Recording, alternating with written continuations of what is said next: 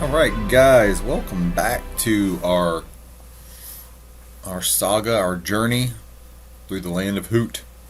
Um, we are on page 214, right towards the middle, right where you've got kind of a break-in scene, so to speak. And so here we go. Beatrice's sleep was gone when Roy awoke. He had no idea how she slipped out of the house unnoticed, but he was glad she'd made it. Over breakfast, Roy's father read aloud the brief newspaper account on Dana Matherson's arrest. The headline said, "Local youth nabbed in break-in attempt." Because Dana was under 18, the authorities weren't allowed to release his name to the media, a fact that rankled Roy's mother, who believed Dana's mugshot should have been plastered on the front page, just like a mama. The story identified him only as a student at Trace Middle and said that the police considered him a suspect in several recent vandalisms. Didn't specifically mention Mother Paula's as the target. Dana's arrest was the major buzz around school. Many kids were aware that he'd been picking on Roy, so they were eager to get Roy's reaction to the news that his tormentor had been nailed by the cops. Roy was careful not to gloat or joke about it, or to draw any special attention to himself. If Dana blabbed about the imaginary cigarette stash, he might try to blame Roy for the bungled theft. The police had no reason to believe anything the kid said, but Roy wasn't taking any chances. As soon as the bell rang in homeroom, Garrett took him aside to share a weird new detail. "Rat traps," he said, cupping a hand over his mouth. "What are you talking about?" Roy asked. "When they caught him, he had rat traps stuck on his shoes. That's how come he couldn't run away. I'm so sure." "Seriously, dude, the cops told my mom he stepped on him while he was sneaking around that trailer." Knowing Dana, Roy could actually picture it. "Broke 3 of his toes," Garrett said. "Oh, come on. Absolutely. We're talking humongous rat traps." Garrett held his hands a foot apart to illustrate. Whatever. Roy knew that Garrett was famous for exaggerating. "Did the police tell your mom anything else?" "Like what? Like what Dana was after?" "Smokes is what he said, but the cops didn't believe him." "Who would?" said Roy, hoisting his book bag over his shoulder.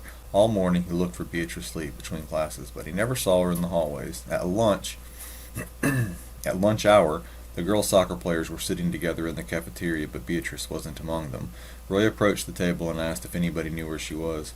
"At the dentist," said one of her teammates, a gangly Cuban girl. "She fell down some steps at home and broke a tooth, but she'll be ready for the game tonight." "Great," said Roy, but he didn't feel so good about what he just heard. Beatrice was such a phenomenal athlete that Roy couldn't imagine her falling down the stairs like some ordinary klutz. And after seeing what she could do to a bicycle tire, he couldn't picture her breaking a tooth either. Roy was still thinking about Beatrice when he sat down at In American History. He found himself struggling to concentrate on Mr. Ryan's quiz, though it really wasn't that difficult. The final question was the same one that Mr. Ryan asked him in the hallway on Friday: who won the Battle of Lake Erie? Without hesitation, Roy wrote, "Commodore Oliver Perry." It was the only answer that he was sure he got right. On the bus ride home, Roy kept a weary eye on Dana Matherson's hulking friends, but they didn't glance once in his direction. Dana hadn't gotten word out about what Roy had done, or his buddies didn't care all that much. The police captain was reading the arrest report when Officer Delinko and the sergeant came in. The captain motioned for both men to sit down. "Nice work," he told Officer Delinko. "You've made my whole life a lot easier. I just got off the horn with Councilman Grandy, and he's one happy camper." "Well, I'm glad, sir," Officer Delinko said. "What did you make of this Matherson kid? What's he told you?" "Not much." The interrogation of Dana Matherson hadn't gone as smoothly as Officer Delinko had hoped. In the training field, the suspects always caved in and confessed about their crimes. However, Dana had remained stubbornly uncooperative, and his statements were confusing. At first, he said he was snooping around the Mother Paula's property in order to heist a load of Gladiator cigarettes. However, after speaking with a lawyer, the boy changed his story. He claimed he'd actually gone to the trailer to bum a cigarette, but the foreman mistook him for a burglar and came after him with a gun.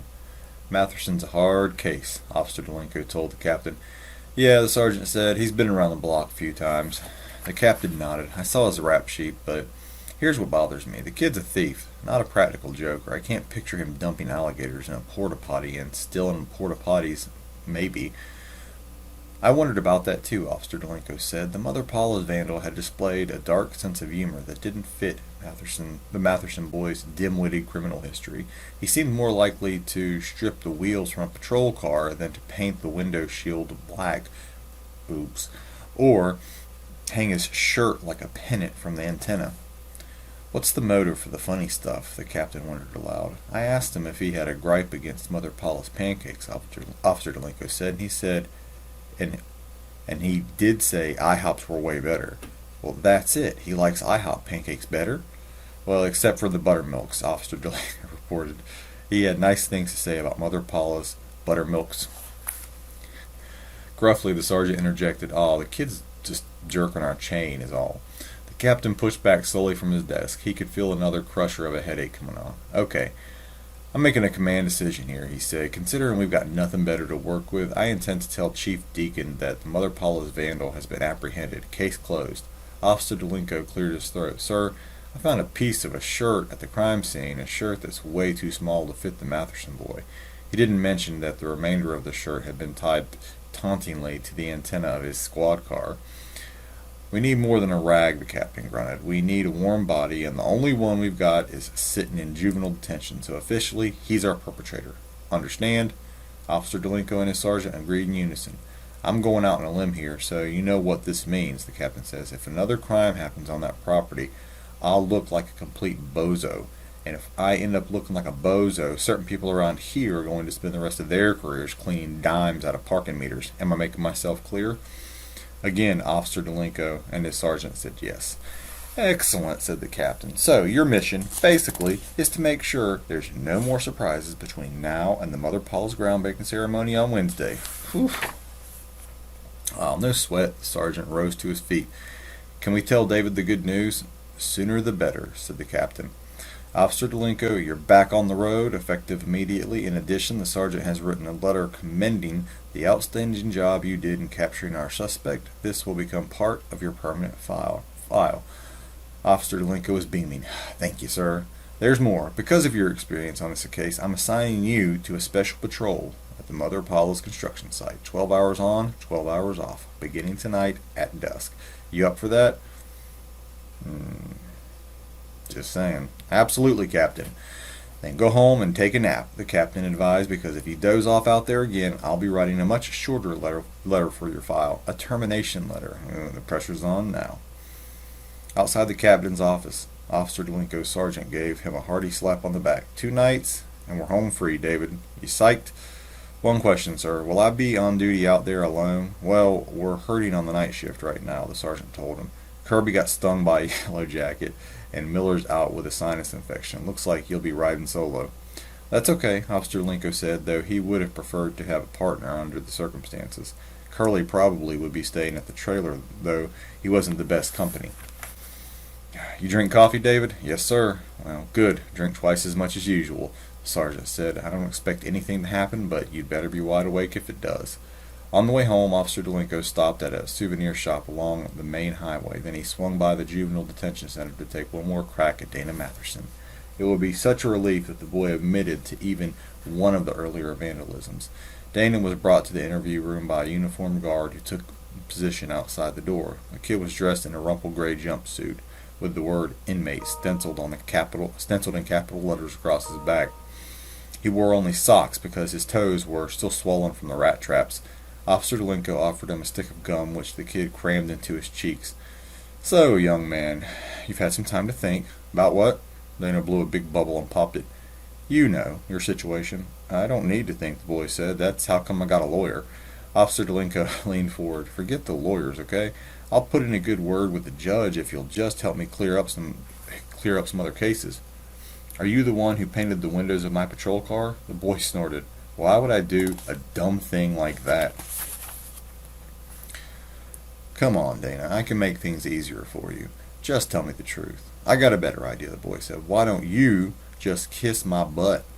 Officer Delenko folded his arms. "See, that's exactly the sort of disrespect for authority that got you in here in the first place." "No, man, I'll tell you what got me in here.